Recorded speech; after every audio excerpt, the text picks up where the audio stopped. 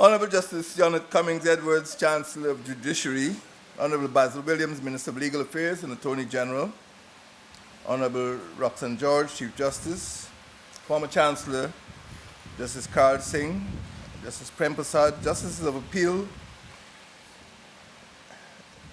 Ms. Shalimar Ali Haq, Director of Public Prosecutions, members of the Magistracy, Justice of the High Court,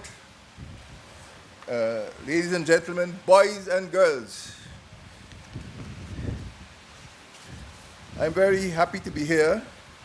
I don't want to tell you where I was 24 hours ago, but I'm happy to be here to participate in this important ceremony. The establishment of the Diamond Grove Magistrates Court in the Demerara-Mahaica region is another step in the direction of providing easier access to justice for everyone, everywhere in Guyana. Access to justice is a guiding principle of Guyana's judiciary.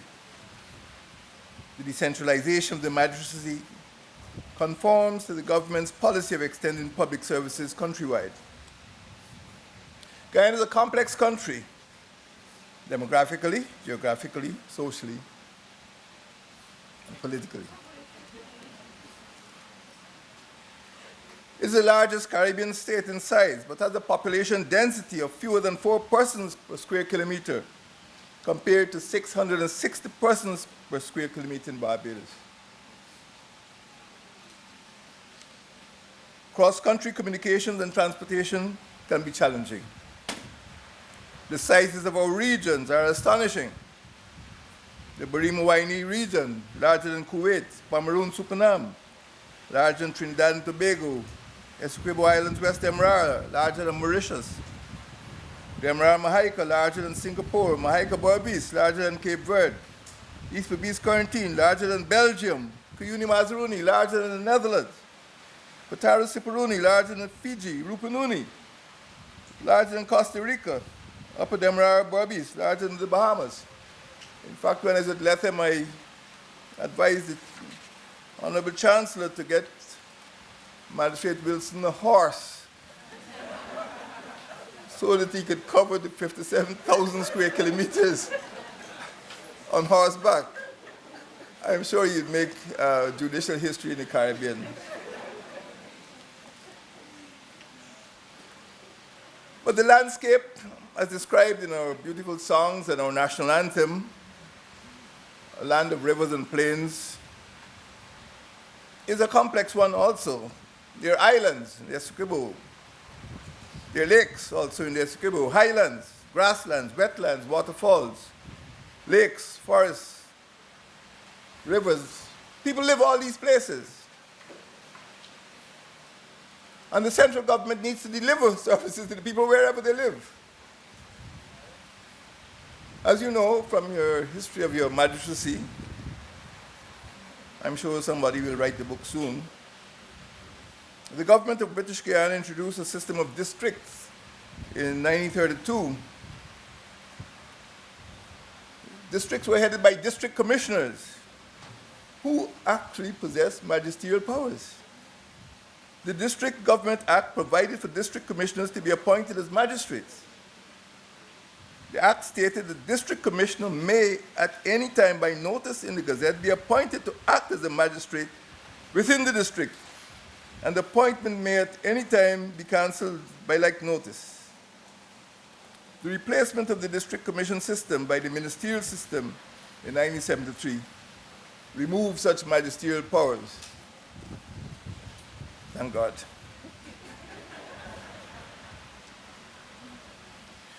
The ministerial regional system of 1973 divided the country into 6 administrative regions, but that was replaced, as you know, in 1980. So there was really a tortuous road leading to where we are today, in that we have now 10 regions. Magisterial districts at one stage seemed to correspond to the old district system, more or less. And the establishment of the new Upper Demerara Magisterial District in 2017 brought the administration of justice more in line with the current regional system. and coincides with the recently adjusted police divisions as well. So the judiciary and the police system gradually are being aligned to the central government system. It took a bit of time, but no point having one country with three systems. My friends, ladies and gentlemen, the Republic has pursued a policy of regionalization in order to extend public services, to expand public utilities, and enhance regional and national development. These are not easy tasks, given the country's geographic and demographic realities, as you've heard already from the Chancellor. The regionalization of public services, including access to justice, is imperative in light of the relative vastness of our regions, in light of the remoteness of many hinterland communities, and in light of the diverse landscapes in which they are located. The fact is that every citizen everywhere in Guyana is entitled to the protection of the law. He or she can benefit from this protection only if the services of the country's legal system are accessible. Law binds citizens to society. Law establishes the rules with which citizens are obliged to comply. Law is essential to personal relations, public order, and progress. Society would disintegrate into chaos without explicit laws to direct human relations, protect citizens, and fetter institutional and, yes, executive power. Guyana is a law-based state. It subscribes to the rule of law, which subjects everyone to the law and equal protection of the law. The Constitution, as you know, prescribes that the state shall not deny to any person equality before the law or equal protection and benefit of the law. Every citizen is entitled to a number of rights and protections under the Constitution: the right to fair hearing within reasonable time by an impartial court, the presumption of innocence until proven guilty. I sometimes have to remind the media about the presumption of innocence, and the right to be informed of the nature of any charges and to be provided with adequate time and facilities to mount a defense. The criminal justice system, comprising the courts, the Office of the Director of Public Prosecutions, the police force, and the prison service, is essential to enforcing laws, deterring violations, and punishing and rehabilitating those who break the law. The criminal justice system should serve citizens by providing disincentives to persons who breach the rules by which members of society have agreed to abide. The criminal justice system protects citizens' property, promotes public order, and provides them with recourse against injustice. The system should protect citizens regardless of their age, ethnicity, faith, wealth, or place of residence, whether they're living in sparsely populated hinterland communities or the more densely populated rural and urban centers. Everyone, everywhere, is entitled to easier access to justice. Access to justice is a fundamental, a foundational principle of the rule of law. It is characteristic of a democratic state and considered a hallmark of modern civilization. Equality before the law can exist only where access to the law exists. The absence of access to the law deprives citizens of equal protection and benefit of the law. The rule of law would flounder without access to justice. It requires that citizens are provided with legal recourse that is accessible and affordable. They are protected against unlawful usurpation of their property, the violation of their rights, and disruption of public order, and protected from persons who present a threat to society. Access to justice is a public good. An accessible justice system strengthens public security and provides assurances to investors that there would be easy access to settling disputes. Magistrates' courts as the most frequent interface between citizens and the justice system. Citizens have reasonable expectations of magistrates' courts as a means for the efficient discharge of justice. Magistrates' courts have often been described as inferior courts, but their inferiority is one of rank, not of importance. They constitute the first tier of justice, of the justice system, and serve as an important link between citizens and the community and the judiciary. These courts hear claims to determine cases relating to possession, rental of premises, to the recovery of petty debts, and the maintenance and support of children and women. And there's a whole range of other offenses which you know better than I do. Offense against property, offense against the person, offense against public order. The courts, consequently, are guardians of citizens' rights. The establishment of additional magistrates' courts is welcome, especially as it guarantees swifter and easier access of justice and the provision of legal services to citizens. The opening of the Upper Demerara Magisterial District on the 3rd of August 2017 and the launch of the Rupununi Magisterial District on the 2nd of February 2018, which I attended, and I must congratulate the Chancellor for choosing the warmest hour of the day for these opening ceremonies.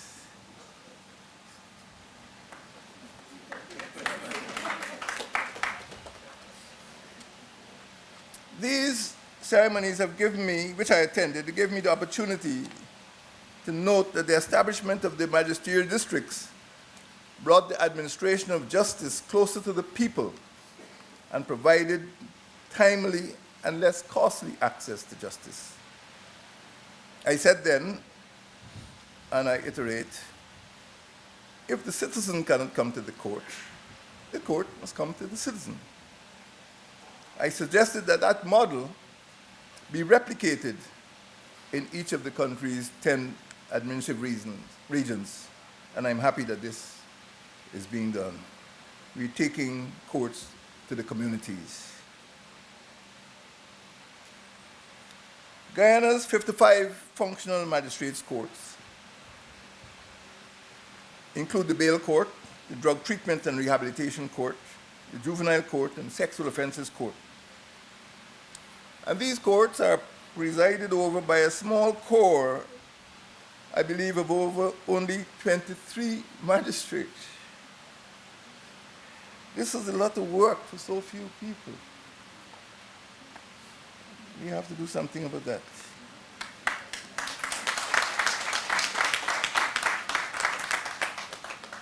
The executive is willing to support the appointment of a sufficient number of magistrates so that courts could be manned adequately to ensure the timely dispensation of justice.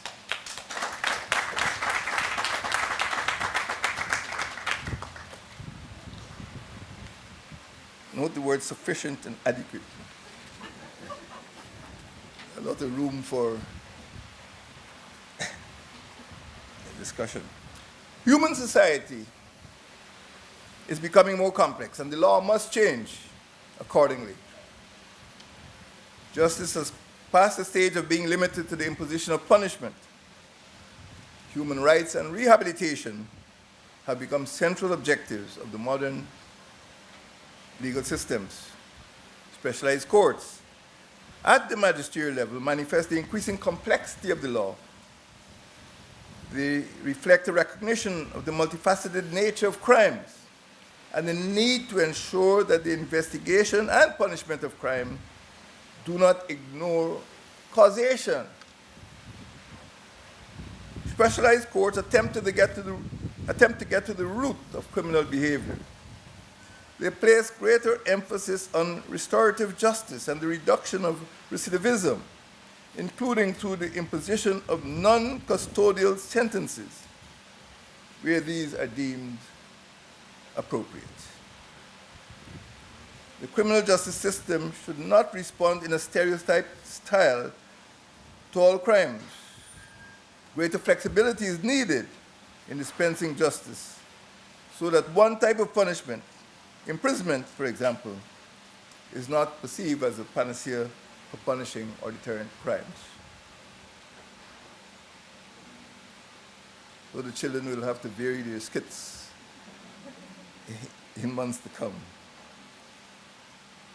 I am convinced, and it is quite evident, that magistrates, courts in some jurisdictions are taking steps to reduce the practice of mandatory incarceration for certain offenses.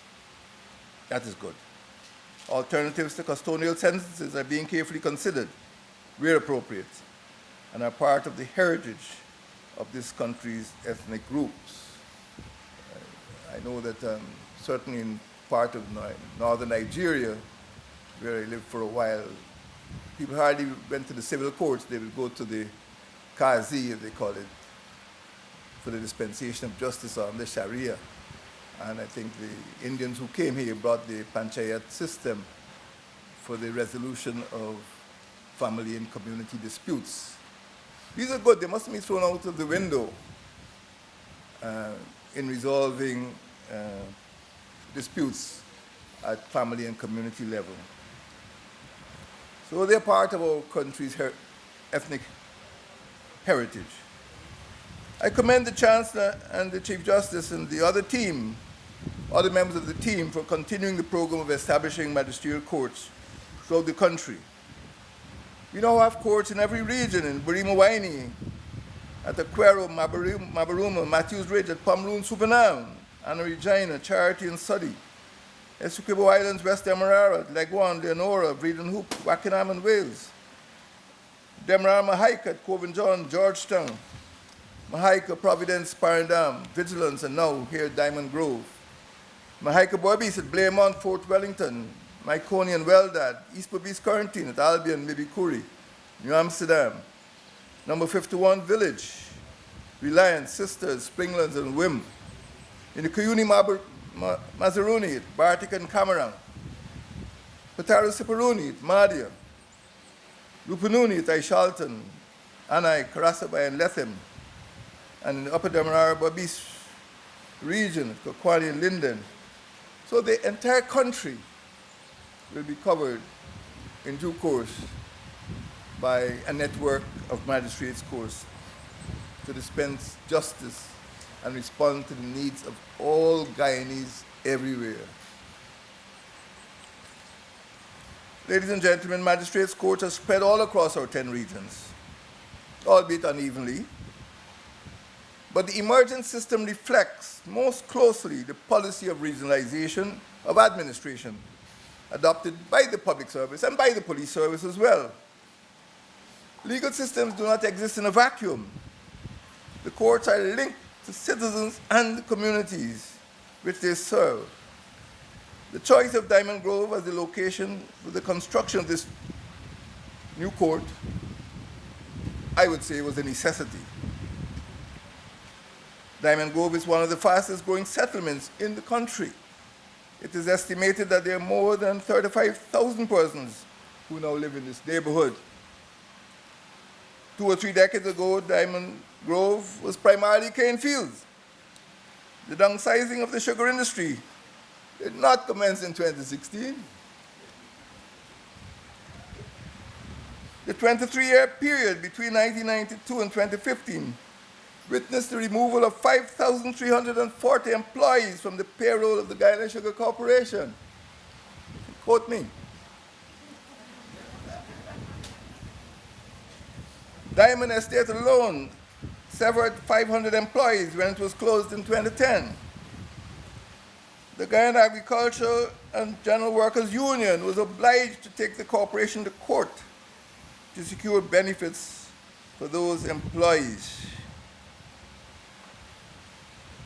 Nobody is going to advocate the reopening of Diamond.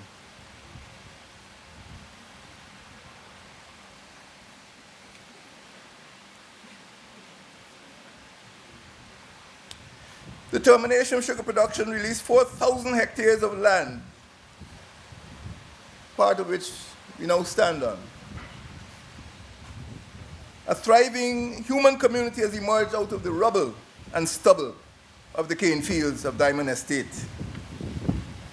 Diamond Grove now has its own banks, churches, commercial enterprise, hospital, insurance companies, mandirs, masjids, police station, fire station, pure water supply system, restaurants, schools, and supermarkets. This community deservedly now has its own magistrates court. The establishment of this court typifies the connection between the courts and the community. It manifests the decentralization of legal services, particularly to rural and hinterland regions and communities. My friends, the Decade of Development 2020-2029, a 10-year plan, was launched on the 1st of January this year, 3 weeks ago. The decade will be a period of accelerated development in all fields, including the country's justice administration system. The executive branch respects the independence of the judiciary. It has never sought to interfere with or to direct administrative policies of the judicial branch of the state. It has supported the efforts of the judiciary in improving the country's legal system. The executive branch provided for the financial autonomy of the judiciary by approving as early as 2015 the Fiscal Management and Accountability Amendment Act. It has appointed judges to both the High Court and the Court of Appeal in accordance with the provisions of the Constitution, and an acting chancellor and acting chief justice after consultation with the leader of the opposition, again in accordance with the Constitution, and has initiated consultations for the substantive appointments to these posts without success. It has restored the independent offices of the Ombudsman, which provides for administrative justice to citizens, and the Public Service Appellate Tribunal, which protects the rights of public servants. It has supported the establishment of the new buildings for the land and commercial registries, a new wing for the High Court, the opening of a juvenile court, the activation of the family court, and the creation of the Upper Demerara Magisterial District and Rupununi Magisterial District. The executive branch supports the independence of the legal profession by promoting greater respect for its members through the restoration of the time-honored convention of regular and meritorious appointments of senior counsel. The executive branch has provided financing for the establishment of new buildings to house magistrates' courts at Bartica and Mahdia, and for the physical renovation and refurbishing of others. The executive branch will continue to lend its support to initiatives by the judiciary during the ensuing decade. It is confident that by the end of the decade, access to justice would have been improved considerably, and that magistrates and judges will be working in a much improved judicial system. Ladies and gentlemen, the establishment of this court will ease the caseload which has to be borne by the Providence Magistrates Court, as the Chancellor just told you. The East Bank of Demerara corridor between MacDoom and Golden Grove villages has witnessed the development of large housing estates and a consequent surge in population. The new court will improve access to justice for the estimated 70,000 residents of the entire East Bank of Demerara. Guyana's system of justice administration still faces many challenges, but it is becoming more resilient, more robust, and more responsive to the needs of the people. Citizens can be assured of progressive improvements in the system of administration of justice. I congratulate the Chancellor, Chief Justice, and other members of their team on the establishment of this court and for the pursuit of a program of improving citizens' access to justice for everyone, everywhere in the country's 10 administrative regions. I'm confident that this court and its annex will improve the country's system of justice administration even further. I thank you.